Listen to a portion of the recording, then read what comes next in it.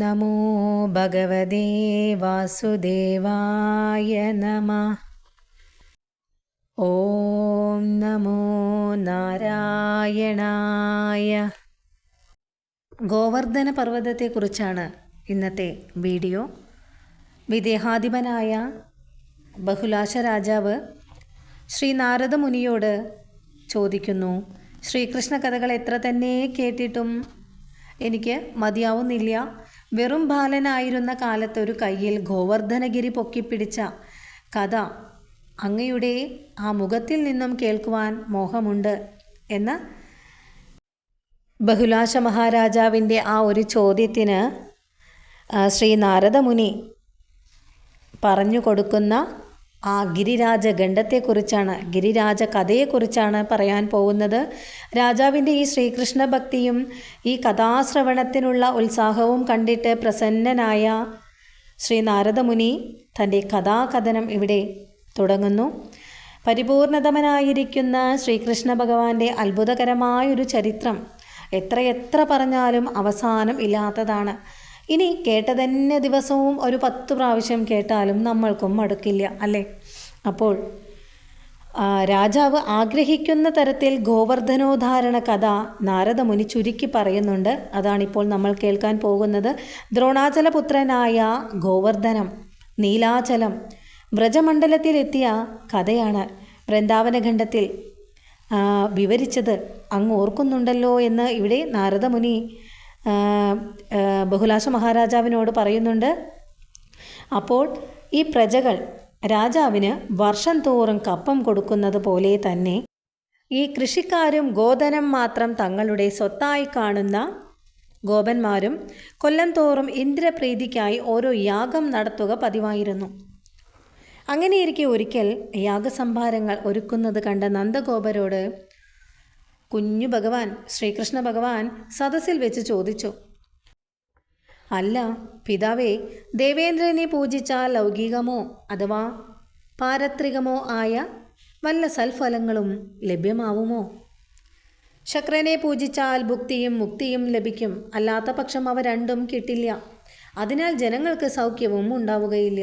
ഇത് കേട്ട ഭഗവാൻ പിന്നെയും പറഞ്ഞു തൻ്റെ പിതാവിനോട്, ഇന്ദ്രാദിദേവന്മാർ സ്വകർമ്മം കൊണ്ട് സൗഖ്യം അനുഭവിക്കുന്നു. അവരുടെ സേവനം മുക്തിപ്രദവും അല്ല. കർമ്മം അവസാനിക്കുമ്പോൾ അവർ വീണ്ടും മർത്യപദത്തിലേക്ക് തിരികെ വരും. ബ്രഹ്മാവിനും കൂടി കാലത്തെ ഭയമാണ്. അപ്പോൾ പിന്നെ ബ്രഹ്മസൃഷ്ടികളുടെ കാര്യം പറയേണ്ടതില്ലല്ലോ. അതിനാൽ ജ്ഞാനികൾ പറയുന്നത് ഭഗവാനെ ഭജിച്ച് കർമ്മഫലം ഭഗവത്പാദങ്ങളിൽ സമർപ്പിച്ച് അർപ്പണ മനോഭാവത്തോടുകൂടി ജീവിക്കുകയാണ് വേണ്ടത് എന്നാണ്. കൃഷ്ണാർപ്പണത്തോടുകൂടി ഭഗവാൻ മനസ്സിൽ പ്രവേശിക്കുന്നു. അപ്പോൾ മോക്ഷവും ലഭിക്കുന്നു.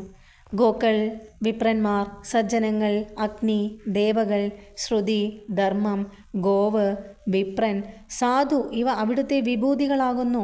ഇവരിൽ കൂടിയുള്ള സേവനം മോക്ഷപ്രദമാണ്. ഇതാ ഇവിടെ നിൽക്കുന്ന ഗോവർദ്ധനഗിരി സാക്ഷാൽ ഹരിയുടെ ആ മാർവിടത്തിൽ നിന്നും ഉത്ഭവിച്ചതാണ്. ഭഗവാന്റെ ആ ഹൃദയത്തിൽ നിന്നും ഉത്ഭവിച്ചതാണ്. പുലസ്ത്യ തേജസ്സാൽ ഇവിടെ വന്ന് സ്ഥിതി ചെയ്യുന്നു എന്ന് മാത്രം. ഈ ഒരു പർവ്വതത്തിൻ്റെ ദർശന മാത്രത്തിൽ കൊണ്ട് പുനർജന്മം കൂടി അറ്റുപോകുന്നു. അപ്പോൾ ഭഗവാന്റെ കാര്യമൊന്ന് ആലോചിച്ചു നോക്കൂ. ഗോവർദ്ധന പർവ്വതത്തെ ഒന്ന് കണ്ടാൽ മാത്രം നമ്മൾക്ക് പുനർജന്മം ഉണ്ടാവില്ല എന്നുണ്ടെങ്കിൽ സാക്ഷാൽ ശ്രീഹരിയെ ഒന്ന് കണ്ടാൽ എന്തായിരിക്കും? നാം എല്ലാം ഭക്തിയോടുകൂടി ആ ഗോവിപ്രാദികളെ പൂജിച്ച് ഈ അദ്രീതടത്തിൽ ഉപായനം അർപ്പിച്ചാൽ മതി. നമ്മുടെ ആ ഗോധനത്തിന് വേണ്ടുന്ന പച്ചപ്പുല്ല് വേണ്ടുവോളം തരുന്നത് ഈ ഗിരിരാജനാണ്. എൻ്റെ അഭിപ്രായം ഇതാണെന്ന് ശ്രീകൃഷ്ണ ഭഗവാൻ പറഞ്ഞു നിർത്തി. ഇത് കേട്ട് സന്തോഷിച്ച് വൃദ്ധനും നീതിമാനുമായ സനന്ദൻ എന്ന ഗോപവൃദ്ധൻ ആ സദസ്സിൽ വെച്ച് എല്ലാവരും കേൾക്കെ ശ്രീകൃഷ്ണ ഭഗവാനോടായി പറഞ്ഞു, ഹേ നന്ദാത്മജ, നീ ജ്ഞാനിയാണ്. നിന്റെ അഭിപ്രായം വളരെ ഇഷ്ടമായി. ഏകകണ്ഠമായി ഞങ്ങളിതാ ഈ ഒരു അഭിപ്രായത്തെ സ്വീകരിക്കുന്നു.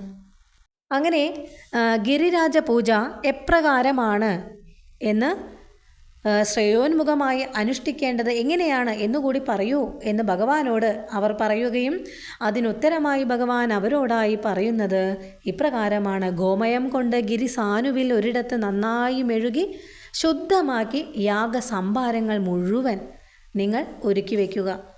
ഭക്തിയോടെ സഹസ്രശീർഷ മന്ത്രത്താൽ സ്നാനം ചെയ്യിക്കുക. ഗംഗാജലവും യമുനാജലവും വരുത്തി ബ്രാഹ്മണരെ കൊണ്ട് അഭിഷേകം ചെയ്യിപ്പിക്കുക. പിന്നീട് പാല്, പഞ്ചാമൃതം, കൃഷ്ണജലം മുതലായ ഭൂതമായ ആ ദ്രവ്യങ്ങൾ കൊണ്ടും അഭിഷേചനം നടത്തുക. ദിവ്യമായ വസ്ത്രങ്ങൾ, പുഷ്പമാല്യാദികൾ, അരിപ്പൊടി, മഞ്ഞൾപ്പൊടി, ഗോരോചനം, ചന്ദനം, അകിൽ മുതലായവകളാൽ നന്നായി അലങ്കരണം ചെയ്യുക. പിന്നീട് പ്രദക്ഷിണം വെച്ച് നമസ്കരിച്ച് ബദ്ധാഞ്ജലിയായി കൈകൾ കൂപ്പി നമോ വൃന്ദാവനാംഗായ നമോ ഗോവർദ്ധനായ ച എന്ന മന്ത്രം ചൊല്ലുക. അതിനുശേഷം പുഷ്പാഞ്ജലിയും നീരാഞ്ജനവും അർപ്പിച്ച് മണി, മൃദംഗം മുതലായ വാദ്യങ്ങൾ ഘോഷിച്ചുകൊണ്ട് ലാജവും, അതായത് മലർ, അന്നക്കൂടവും ശ്രദ്ധയോടുകൂടി സമർപ്പിക്കുക. ബലി നൽകാൻ വാഴപ്പഴം, മാതളം, ആമ്രഫലം, പനസം മുതലായ സ്വാദിഷ്ടമായ ഫലങ്ങളുമാവാം. ഗംഗാജലവും യമുനാജലവും നിറച്ച് തുളസീദളങ്ങളിട്ട് പത്മമിട്ട് 64 കലശങ്ങൾ 5 സ്ഥലങ്ങളിലായി വയ്ക്കുക. 56 കൂട്ടം വിഭവങ്ങളോടുകൂടി ബ്രാഹ്മണർ, അഗ്നി, പശു ഇവരെ പൂജിക്കുക. ബ്രാഹ്മണാദികളുടെ ഭോജനത്തിന് ശേഷം അവിടെ കൂടിയവർക്കെല്ലാം മൃഷ്ടാനമായ ഭോജനം നൽകുക. പിന്നെ ഗോപിഗോപന്മാർ സ്തുതി ചൊല്ലി നൃത്തമെല്ലാം ചെയ്ത് ജയഘോഷങ്ങളും മംഗളധ്വനിയും എല്ലാം മുഴക്കിക്കൊണ്ട് ഈ ഒരു ഉത്സവം കൊണ്ടാടുക. ഇതേ യാഗം ഗോവർദ്ധനഗിരി ഇല്ലാത്തൊരു സ്ഥലത്ത് വെച്ച് നടത്തണമെങ്കിൽ ഇപ്രകാരം ചെയ്യുക. ഗോമയം കൊണ്ടോ പുഷ്പലതാദികളാലോ പുല്ലുകൾ കൊണ്ടോ മനോഹരമായ ഗോവർദ്ധന രൂപം ഉണ്ടാക്കിയും പൂജിക്കാവുന്നതാണ്. ആ ഒരു രൂപത്തിൽ ഗോവർദ്ധനഗിരിയിൽ നിന്നും ഒരു കല്ലെടുത്ത് വെച്ചാൽ ഏറ്റവും നന്ന്. പക്ഷേ ആ ഗോവർദ്ധനഗിരിയിൽ നിന്നും എങ്ങനെയാണ് ഒരു കല്ല് നമ്മൾ എടുക്കുക? ഒരിക്കലും സാധിക്കാത്ത കാര്യം. കാരണം കല്ലിൻ്റെ തൂക്കം സ്വർണം ഗോവർദ്ധനത്തിൽ വെച്ചതിനു ശേഷം മാത്രമേ ഗോവർദ്ധന പർവ്വതത്തിൽ നിന്നും ഒരു കല്ലെടുത്ത് കൊണ്ടുവരുവാൻ പാടുള്ളൂ. അല്ലെങ്കിൽ സർവനാശം തന്നെയാണ് ഫലം. കാരണം അത് ആ ഗോവർദ്ധനം ഭഗവാന്റെ ഹൃദയത്തിൽ നിന്നും വന്നതാണ്. അതിനു പകരമായി നമ്മൾ എന്തെന്തു ചെയ്താലും പോരാ. അപ്പോൾ ഗോവർദ്ധന പർവ്വതത്തിൽ നിന്നും ഒരു കല്ലെടുക്കണം എന്നുണ്ടെങ്കിൽ അത്രയും സ്വർണം ഗോവർദ്ധന പർവ്വതത്തിൽ വെക്കണമെന്നാണ് ഇവിടെ ഭഗവാൻ പറയുന്നത്.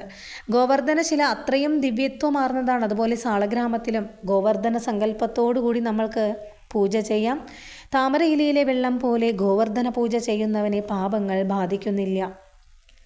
ഗോവർദ്ധന പൂജ ചെയ്യുന്നവന് ഭാരതത്തിലെ എല്ലാ തീർത്ഥങ്ങളിലും സ്നാനം ചെയ്താലുള്ള ആ ഒരു മഹാപുണ്യമാണ് ലഭിക്കുവാനും പോകുന്നത്. അങ്ങനെ ഇവിടെ നമുക്ക് വർഷം തോറും മുടങ്ങാതെ ഗിരിരാജ പൂജ നിർവഹിക്കാം എന്ന് ആ ഒരു ശ്രീകൃഷ്ണ വചനം ശ്രവിച്ച നന്ദരാജൻ, സനന്ദനൻ, വൃഷഭാനു അങ്ങനെ മുതലായവർ വിസ്മയം പൂണ്ടു, അത്ഭുതം പൂണ്ടു നിന്നു. പഴയ ഇന്ദ്രപൂജയുടെ ചടങ്ങുകൾ വേണ്ടെന്ന് വെച്ച് എല്ലാവരും ഗിരിരാജ പൂജയ്ക്കായി ഒരുങ്ങി. പൂജാദ്രവ്യങ്ങളും മറ്റ് സംഭാരങ്ങളും വിപുലമായ തോതിൽ ഒരുക്കപ്പെട്ടു. അവിടേക്ക് രാമകൃഷ്ണന്മാരെ കൊണ്ടുവന്നു. യശോദാരോഹിണിമാരും അവിടെ എത്തി. ആ സമയത്തേക്ക് യദുകുലാചാര്യനായ ഗർഗാചാര്യനും ഗോവർദ്ധന സാനുവിൽ എത്തിച്ചേരുകയുണ്ടായി. ആനപ്പുറത്തേറിക്കൊണ്ട് വൃഷഭാനുവും കീർത്തിയും കൂടെ തന്നെ നന്ദരാജനും നവനന്ദനന്മാരും ഉപനന്ദനന്മാരും പുത്രപൗത്ര ബന്ധുമിത്രാദികളോടുകൂടി ആ ഗിരിരാജ പാർശ്വത്തിൽ വന്നെത്തി. ശിബികാരൂഢയായി സഖീജനങ്ങളാൽ പരിവൃതയായി ഇന്ദ്രാണിയെ പോലെ ശ്രീമതി രാധാറാണിയും വന്നു ചേർന്നു. അങ്ങനെ ലളിത, വിശാഖ, ചന്ദ്രാനന, രമ, വിരജ, മായ, കൃഷ്ണ, ജാൻവി, അഷ്ടസഖികൾ, ഷോഡശസഖികൾ, ദ്വാത്രിംശ സഖികൾ എന്ന് തുടങ്ങി യൂതക്കണക്കിൽ ഗോപികമാരും അവിടെ വന്നു ചേർന്നു. വൈകുണ്ഠവാസിനികൾ, ഊർധ്വവൈകുണ്ഠവാസിനികൾ, ധ്രുവാദിലോകങ്ങളിലുള്ളവർ, നാഗകന്യകമാർ, ഔഷധികൾ, സമുദ്രകന്യകമാർ, അപ്സരസ്സുകൾ, ദേവാംഗനകൾ, ഗന്ധർവസിദ്ധ കിന്നര കിംപുരുഷനാരികൾ മുതലായ എല്ലാവരും ഉപായനങ്ങളുമായി ആ ഗിരിരാജ പാർശ്വത്തിൽ എത്തുകയുണ്ടായി. പിന്നെ ഗോപവൃദ്ധന്മാരും ശിശുക്കളും യുവാക്കളും എന്നുവേണ്ട വ്രജവാസികളൊന്നടങ്കം തലപ്പാവെല്ലാം അണിഞ്ഞ് കാലിക്കോലും കൊമ്പുമായി അവിടെ വന്നു ചേർന്നു. പിന്നീട് ഈ ഗോവർദ്ധനോത്സവത്തെ പറ്റി അറിഞ്ഞ് സാക്ഷാൽ മഹാദേവൻ വൃഷവാഹനനായി ജടാകപാലഭസ്മഭൂഷിതനായി ശ്രീ പാർവതീദേവിയോടും ഭൂതഗണങ്ങളോടും കൂടിച്ചേർന്ന് ആ ഗോവർദ്ധന സവിധത്തിലെത്തി. രാജർഷികൾ, ദേവർഷികൾ, ബ്രഹ്മർഷികൾ, യോഗേശ്വരന്മാർ, അതേപോലെ സിദ്ധന്മാർ, മുനിമാർ, പരമഹംസന്മാർ തുടങ്ങിയവർ സഹസ്രകണക്കിൽ ശിഷ്യന്മാരുമായി എത്തുകയുണ്ടായി. രത്നശിലകളാലും സ്വർണ്ണ കൊടുമുടികളാലും ആ മതജലമൊഴുകുന്ന കരിവരനെന്ന കണക്കെ ഗോവർദ്ധനം ആ സമയത്ത് ശോഭിച്ചു. ഹിമാലയം, മഹാമേരു, വിന്ധ്യാചലം തൊട്ട പർവ്വതങ്ങൾ മനുഷ്യരൂപം ധരിച്ച് കാഴ്ചദ്രവ്യങ്ങളുമായി അവിടെ വന്നു ചേർന്ന ആ ഗോവർദ്ധന പർവ്വതത്തെ വന്ദിച്ചു എന്നാണ് പറയുന്നത്. ബ്രാഹ്മണർ വിധിയാവണ്ണം ഗോവർദ്ധന പൂജ നടത്തി ബലിയർപ്പിച്ചു. നന്ദഗോപരും ഗോപീഗോപന്മാരും ആ പർവ്വതരാജനെ പ്രദക്ഷിണം വെച്ച് നമസ്കരിക്കുകയുണ്ടായി. ദേവന്മാർ ആ സമയം പുഷ്പവൃഷ്ടിയാണ് ചെയ്തത്. ജനങ്ങൾ ലാജവർഷം ചെയ്തു. ആ യാഗത്തിൽ ഗോവർദ്ധനഗിരി ഒരു ചക്രവർത്തിയെ എന്നോണം അവിടെ ശോഭിച്ചുകൊണ്ടു നിന്നു. ഭഗവാൻ അത്ഭുത രൂപം കൈക്കൊണ്ട ആ ഗിരിശൃംഗത്തിൻ്റെ മൂർധാവിൽ തലയുയർത്തി നിന്നു. അങ്ങനെ ഈ ഗോവർദ്ധന പർവ്വതം ആ നിവേദ്യമെല്ലാം സ്വീകരിച്ചുകൊണ്ട് എല്ലാവരെയും ആശീർവദിച്ചു. അപ്പോൾ കാണികൾ അത്ഭുതപ്പെട്ടുപോയി. അത്ഭുതപ്പെട്ടവർ മിഴിച്ചു നിന്നുപോയി എന്നാണ് പറയുന്നത്. അവർ തമ്മിൽ പറഞ്ഞു, ഇതുവരെ ഒരു ദേവനും നേരിൽ വന്ന് പൂജ കൈക്കൊള്ളുകയുണ്ടായിട്ടില്ല.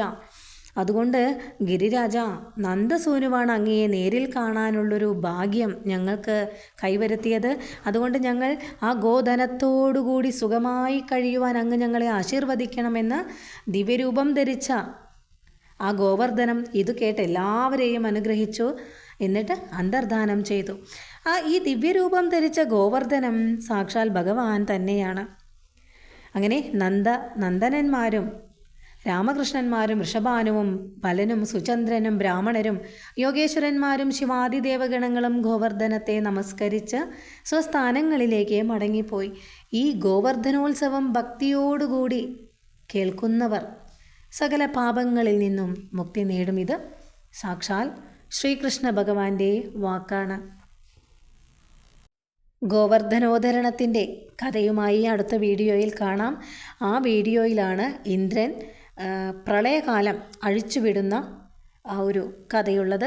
എല്ലാവർക്കും ഭഗവാന്റെ അനുഗ്രഹം ഉണ്ടാവട്ടെ എന്ന് പ്രാർത്ഥിച്ചുകൊണ്ട് ഹരേ കൃഷ്ണ, ഹരേ ഗുരുവായൂരപ്പ ശരണം. ജയ ജയ ശ്രീരാധേശ്യാം തപ്തകാഞ്ചന ഗൗരാംഗി രാധേ വൃന്ദാവനേശ്വരി വൃഷഭാനുസുധേ ദേവി പ്രണമാമി ഹരിപ്രിയേ.